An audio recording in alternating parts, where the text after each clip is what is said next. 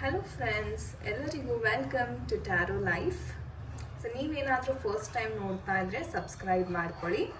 And thank you so much ಯಾರೆಲ್ಲ positive ಆಗಿ comments ಮಾಡ್ತೀರಾ, ನಿಮ್ಮ ಆತ್ಮೀಯರೊಂದಿಗೆ ವಿಡಿಯೋಸನ್ನು ಶೇರ್ ಮಾಡ್ತೀರಾ ಆ್ಯಂಡ್ ಗ್ರ್ಯಾಟಿಟ್ಯೂಡನ್ನು ಹೇಳ್ತೀರಾ ಯೂನಿವರ್ಸ್ಗೆ, ನಮ್ಮ ಏಂಜಲ್ಸ್ಗೆ ತುಂಬ ತುಂಬ ಧನ್ಯವಾದಗಳು. ನಿಮ್ಮ ಸಪೋರ್ಟ್ ಹೀಗೆ ಇರಲಿ, ಇನ್ನಷ್ಟು ಗ್ರ್ಯಾಟಿಟ್ಯೂಡನ್ನು ತಿಳಿಸಿ. ಸೊ ದಟ್ ಆ ಗ್ರ್ಯಾಟಿಟ್ಯೂಡ್ ಅಂತಕ್ಕಂಥದ್ದು ನಿಮ್ಮ ಲೈಫಲ್ಲಿ ಒಂದು ಮೇಜರ್ ಚೇಂಜಸ್ನ ಕ್ರಿಯೇಟ್ ಮಾಡುತ್ತೆ.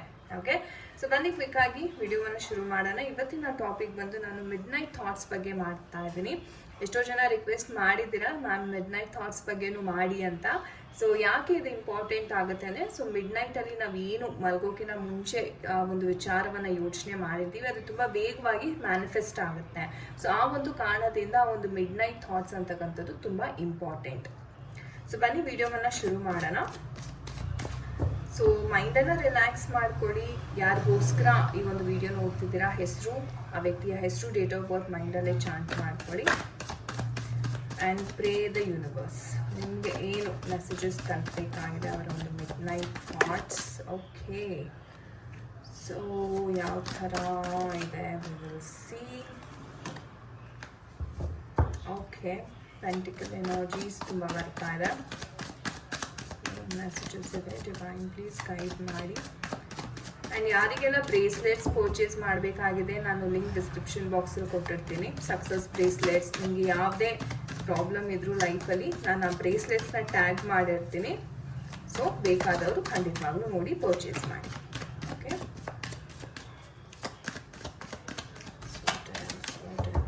ಮೆಸೇಜಸ್ ಇವೆ, ದಯವಿಟ್ಟು ತಿಳಿಸಿ ಡಿವೈನ್. ಓಕೆ, ಸ್ವಾಡ್ ಎನರ್ಜೀಸ್ ಥರ ಹೇಳಬೇಕು ಅಂದರೆ ತುಂಬ ಒಂದು ಸ್ಟಕ್ ಎನರ್ಜೀಸ್ ಕಾಣಿಸ್ತಾ ಇದೆ. ಎನರ್ಜೀಸ್ ಯಾವ ಥರ ಇದೆ, ಸಿ ಓವರ್ ಆಲ್ ಎನರ್ಜೀಸ್ ನಿಮ್ಮ ಪರ್ಸನ್ದು ಒಂದು ಪಾಸಿಟಿವ್ ಮ್ಯಾನಿಫೆಸ್ಟೇಷನ್ ಮಾಡ್ತಿದ್ದಾರೆ ಅಂತಲೇ ಹೇಳ್ಬೋದು. ಸೊ ಅವರ ಒಂದು ಮಿಡ್ ನೈಟ್ ಥಾಟ್ಸ್ ನೋಡೋದಾದರೆ ಇಟ್ಸ್ ಅ ಕಾಂಬಿನೇಷನ್. ಅಂದರೆ ಪಾಸಿಟಿವ್ ಆಗೂ ಯೋಚನೆ ಮಾಡ್ತಾರೆ, ಜೊತೆಗೆ ನೆಗೆಟಿವ್ ಆಗೂ ಅವ್ರಿಗೆ ಕೆಲವೊಂದು ವಿಚಾರ ಕಾಡೋಕ್ಕೆ ಶುರು ಆಗುತ್ತೆ. ಸೊ ಯಾವ ವಿಚಾರ ಅದು ಅಂತ ನೋಡೋಕೆ ಹೋದರೆ, ಮೊದಲನೇದಾಗಿ ಹಣಕಾಸಿನ ವಿಚಾರವಾಗಿ ತುಂಬ ಯೋಚನೆ ಮಾಡ್ತಾರೆ ನಿಮ್ಮ ವ್ಯಕ್ತಿ.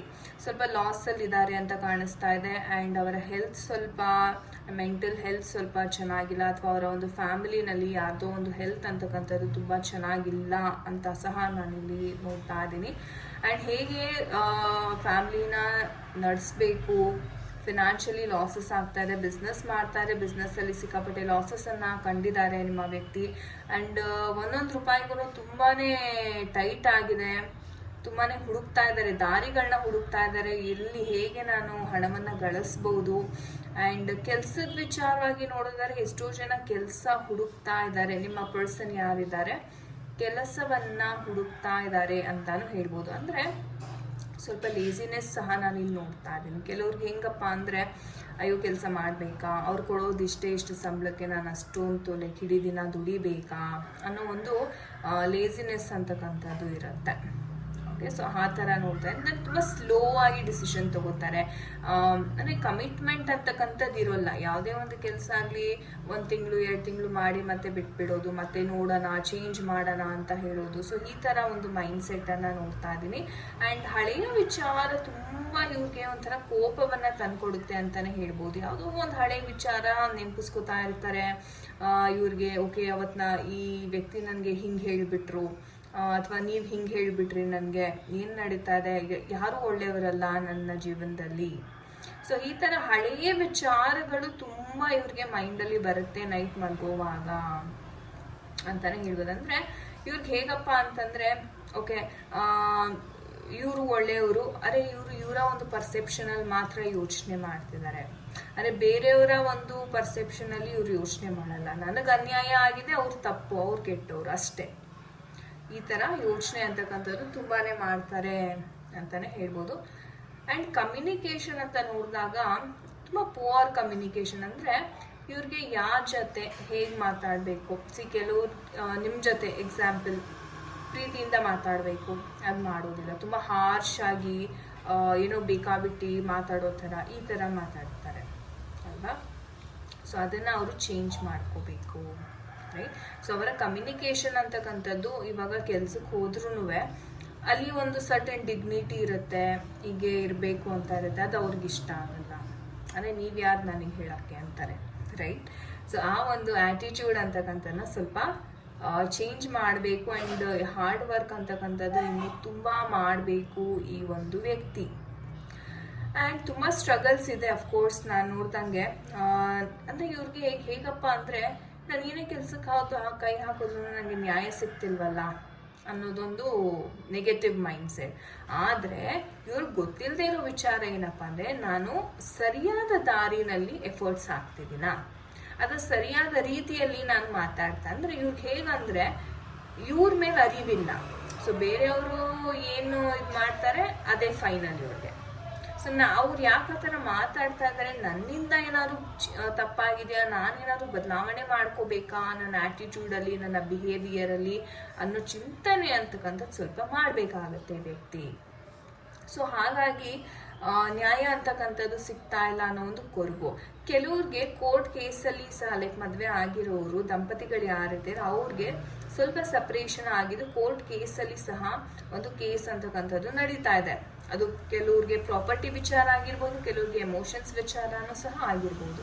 Okay, but by the end of the day ಈ ವ್ಯಕ್ತಿಗೆ ಯಾವ ಥರ ಬೇಕು ಅಂತಾನೆ, ನನಗೆಲ್ಲ ಬೇಕು, ನನಗೆ ಅಧಿಕಾರ ಬೇಕು, ನನ್ನ ಪವರ್ ಬೇಕು, ನನಗೆ ಅಥಾರಿಟಿ ಬೇಕು, ನಾನು ದಬ್ಬಾಳಿಕೆ ಮಾಡಬೇಕು, ನಾನು ಹೇಳ್ದಂಗೆ ಬೇರೆಯವ್ರು ಕೇಳಬೇಕು ಅನ್ನೋದು ಒಂದು ಆಸೆ ಜಾಸ್ತಿ. ಅಂದರೆ ಇಷ್ಟೆಲ್ಲ ಪ್ರಾಬ್ಲಮ್ಸ್ಗಿಂತ ಮಧ್ಯೆನೂ ಸಹ ಅವ್ರಿಗೆ ನಾನೇ ಗೆಲ್ಲಬೇಕು ಅನ್ನೋ ಒಂದು ಹಠ.